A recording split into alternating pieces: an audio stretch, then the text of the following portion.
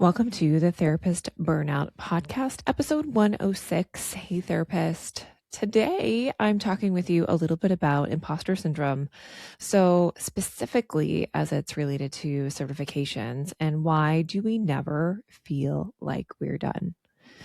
I think there's so many professions in life where it feels like they're done. Like they did their training, they got to the end, and they're working. And maybe there's some education involved. I guess for me, working in a school, I kind of see this, and maybe I would ask a teacher and interview a teacher because I work in a school right now that if they feel like they're done, maybe they would come to the same conclusion. I'm guessing there's like math conferences where they have to learn new math, but no, probably not. Probably not the same as therapists. So I think we're going to talk a little bit about imposter syndrome. I'll have you look back at episodes 33 and 34 of the podcast. So it was a while ago. And I know that many people don't go back and listen to those first episodes. If you have been with me since episode 1, you are a unicorn and I love you. Thank you for being here. You are the best. I think my thesis on this is kind of that imposter syndrome drives so much what we do sometimes as therapists to earn all of the degrees, get extra certifications, and I would say overworking. I don't think every therapist does this, but I think therapists are uniquely prone to this. And when we hit burnout, I think it's devastating in some ways because our entire identity has been in working towards this goal to become a therapist, which is being a highly educated person and receiving all of this education and training. And then when it doesn't work out, I think sunk cost fallacy hits so hard. So I talked about this in episode 33 and 34 of the podcast. So thanks for listening back to that if you have listened to those before. And I talk about this stat. So 82% of people experience imposter phenomenon. They're trying to move away from saying syndrome because a phenomenon indicates that a lot of us experience this. And that's including our highest achievers. And I think therapist, you are a high achiever because not a lot of people would do this. Not a lot of people do this. We are unique. We are special. Research shows us that it's also linked to increased anxiety and depression. The work of Kevin Coakley.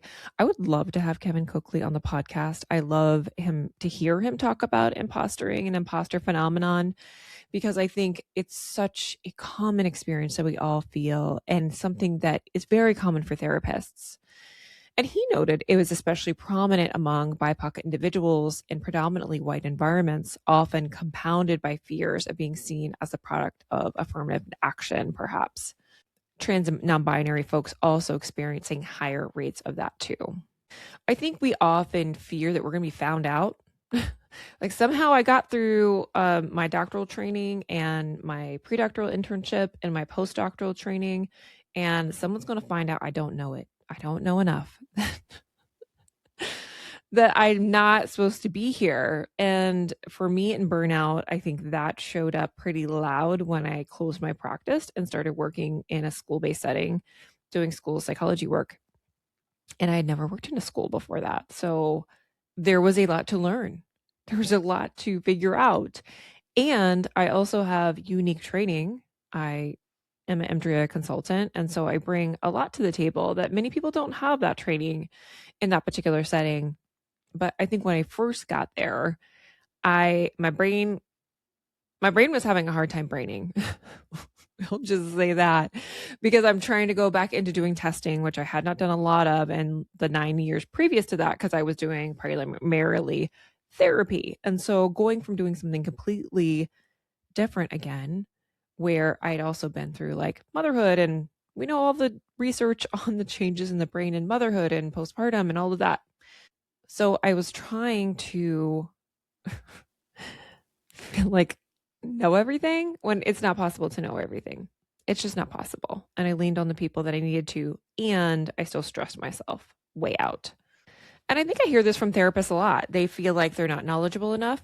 I've had people write into me so many times that tell me I'm just a therapist. Like, I don't even know anything. How am I going to find a different career? Or how can I do something else other than one-to-one therapy? Feeling like they don't deserve to be here, feeling. I think difficulty accepting some feedback about their performance or how they're doing, because it can feel like exposing, or that someone's going to say they're wrong. And if I need to be the one to tell you this, please don't get feedback in a Facebook group with other therapists, because therapist Karen will show up to the party. Okay. 100% she's going to show up and tell you you're wrong. You don't know something. So this is not the environment for our vulnerable, tender hearts when we are questioning ourselves or our knowledge to show up in a therapist Facebook group and or Reddit thread, whatever your variation of it is. No, we're not doing that to ourselves, please. Also, I think we often compare ourselves to like the giants in our field, like the educational acumen of the top therapists that have written books and appear on TV. And they're like, well, I'm not an Ivy League therapist. I don't know that much. Well, yeah, the majority of us are not an Ivy League therapist. A majority of us are not a doctoral level therapist. So even for me, who's a psychologist, a majority of us do not have my training. A majority of us do not have a licensed clinical social workers training. So we know more than the general population. And still we struggle with feeling like we know enough. I think also this point. So when I came especially into private practice and there's no real feedback loop, I didn't have a supervisor anymore. I didn't have people that I would regularly, daily, like talk to clients about with. And when you don't have that feedback loop, I think your worth and your client's success or them getting better in therapy feels tied to you. And as we know, if you've been a therapist for some time, that can be pretty tricky. Yeah. So I think that the problem with this is that we're not mirroring back the work and our knowledge to other people very often when we're in independent practice. And so I think a lot of us can feel like we are missing something, we don't know something, and may choose to do a certification or training. And doing training is not a problem. So maybe you realize a knowledge gap, like I talked about in my last episode, where I talked about, hey, I really felt like I needed some better competency in a trauma modality. So I went to an EMDR training. I didn't feel quite competent, so I needed to do more training. So I did the EMDR training, EMDR initial training. So I was EMDR trained. And then through the certification process, in somewhere in the middle of that, I felt like I got this model. Definitely got it. So yeah, I think it takes some time to feel that with a particular model. But I think there's still this sense that we don't know something, and then other people might have this knowledge to help our clients, or there's something in what we're doing that might be wrong. I think many of us chose this field because it was something of a calling. It's not just a job. It's who we are. We're therapists. I can say therapist again because I am a therapist again.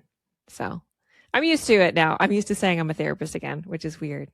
But I don't label it as my identity anymore. When people ask me what I do, I actually say that I'm a psychologist. I work in schools.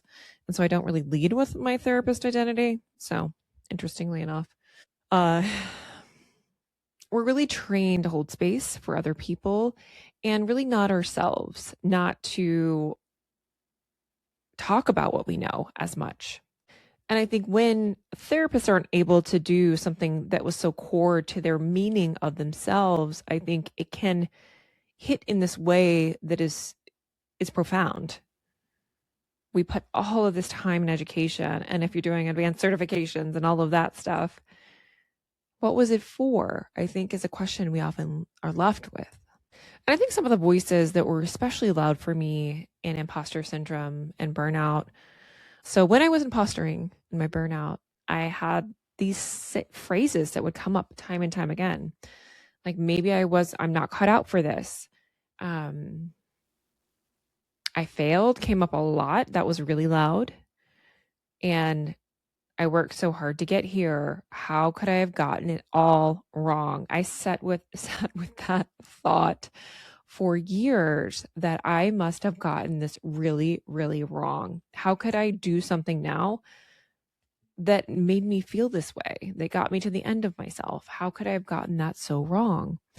And I think when I think about all the money I spent on certifications, I'm feeling better about it these days because I have actually been using it, but not in so much a therapy context. I mean, I use that just a little bit, but I also have been doing more trauma-informed trainings through my district and using it in other ways. I use it in case consultation a lot in my district. So I feel like those skills are being utilized, which is helpful to me. But it's interesting. Oh, I told you guys I was going to tell you a story of my dog walker. So this was going to come first, but it's going to be somewhere in the middle. So I got this new dog walker and she's great. So I have a border collie and apparently she lives with like 5 border collies, which I mean is perfect. Of course, I want you to understand my baby and all of her little things that she does as a border collie, and just a wonderful person. I could tell I would just, as soon as I met her, I was like, you are awesome. And I was like, oh, do you do other work other than dog walking? And she's like, no, I do this full time. I was an ornithologist, which I had to look up. What is an ornithologist?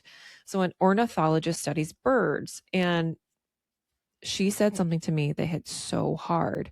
And she said, yeah, I just couldn't do it anymore. I was never done. And I was like, oh, that hits so hard. I think for a lot of us, we feel like we're never done. Like we will never arrive at our destination. And that is the arrival fallacy, of course. Like we feel like with our careers, we're going to arrive to a certain place where we feel like we've got it. We did it. And I think the certifications can add to some of that.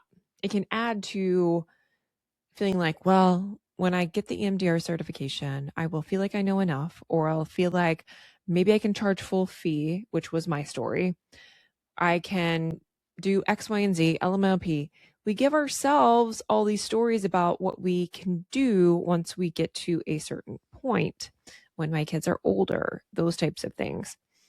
And I think the antithesis of that is like, I have to be right in the present moment all the time, which is also not, it's not in our human capacity to stay in the present moment all the time. Like our human brains are distractible.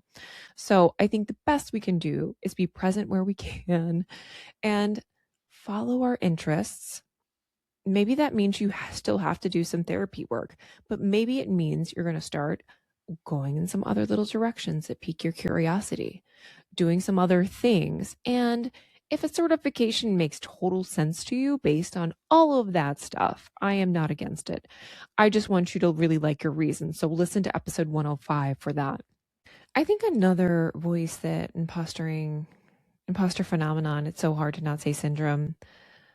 What happens is that we often look at our peers. They seem to be doing okay. They seem to be able to manage a certain caseload.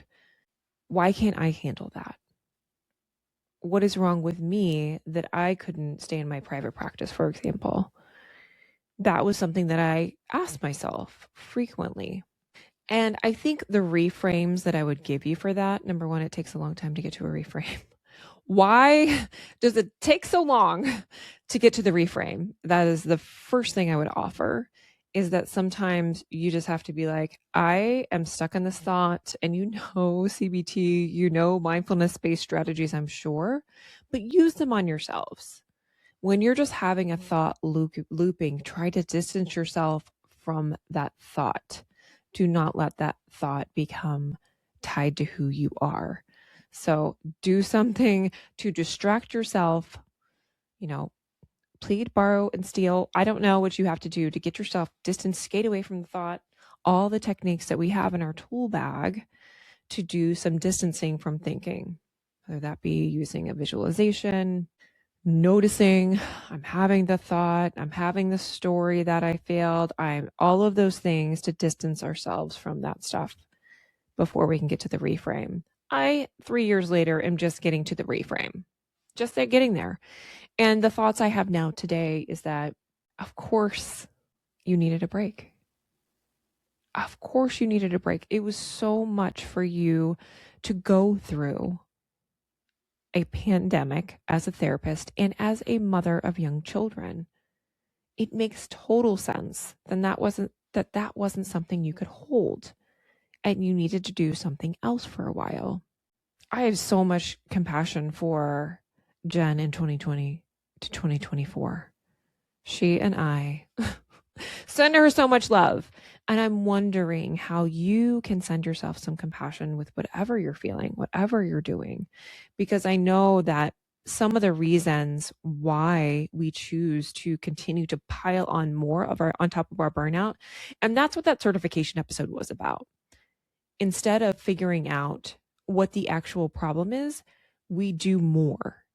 So let's launch an online program. Let's change your practice. Let's do all of these things instead of pruning, taking things away, giving yourself time to think about what you really need.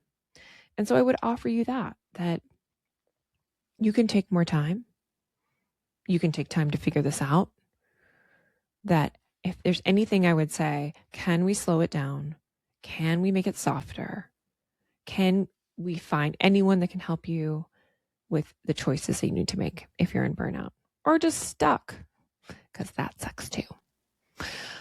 All right, my friends. So I am putting a newsletter together for you that I'm sending out before my vacation. So at the time, whenever this comes out, I might be on vacation. It might not. We don't know. We don't know where I'm going to be. It's going to be somewhere warm, but I have to wear a vest in April. I mean, that's not fair. Not fair at all for anybody. So that's happening. I will at some point go on vacation during this time. And yeah, but the newsletter, so it's been coming out once a month-ish, but I'm trying to do twice monthly. I'm having patience with myself to get into this rhythm of getting this out twice monthly, but I'm talking to you about time on the newsletter that's coming out this week. Let's say it's coming out in a couple days. I don't know when it's coming out, but you'll get another one for sure from me. So it's leaving the chair. If you're leaving the chair from overwhelm, overworking, and sometimes you're trying to leave the therapy chair too, because I get that. All right. I will see you on the next one. Bye.